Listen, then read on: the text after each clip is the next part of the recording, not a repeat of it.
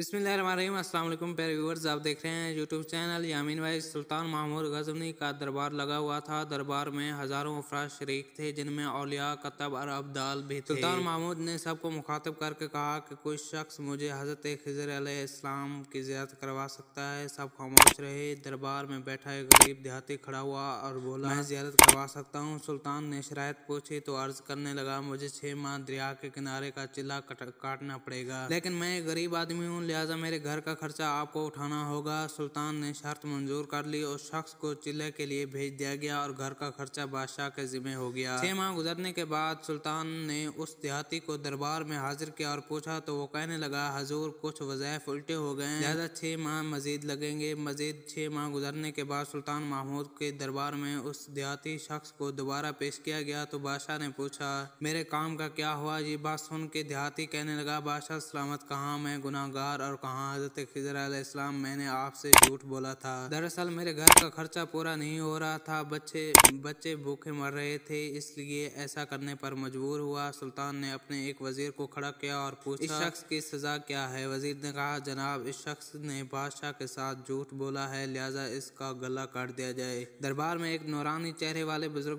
भी तशरीफ फरमा थे। कहने लगे, बादशाह सलामत, इस वजीर ने बिल्कुल ठीक कहा है। बादशाह ने दूसरे वजीर से पूछा, आप बताओ। उसने कहा, जनाब वाला, इस शख्स ने बादशाह के साथ फ्रॉड किया है, इसका गला ना काटा जाए, उसे कुत्तों के आगे डाला जाए ताकि ये ब्लैक के जलील हो के मरे, उसे मरने में कुछ वक्त तो लगे। दरबार में बैठे उस नूरानी चेहरे वाले बुजुर्ग ने कहा, बादशाह सलामत, ये वजीर बिल्कुल ठीक कह रहा है। आखिर में सुल्तान ने अपने गुलाम एजाज से पूछा, तुम क्या कहते हो? एजाज ने कहा, हजूर, आपके बादशाही से 1 साल एक गरीब के बच्चे पलते रहे, आपके खजाने में कोई कमी नहीं आई और ना ही उसके झूठ से आपकी शान में कोई फर्क पड़ा। अगर मेरी बात माने तो उसे माफ कर दें, क्योंकि अगर इसे कत्ल कर दिया तो उसके बच्चे भूख से मर जाएंगे। एजाज की ये बात सुनकर महफिल में बैठे वही नूरानी चेहरे वाले बुजुर्ग कहने लगे, एजाज बिल्कुल ठीक कह रहा है। सुल्तान ने उस बुजुर्ग को बोला और पूछा, आपने हर वजीर के फैसले को दुरुस्त कहा, उसकी वजह मुझे समझाई जाए।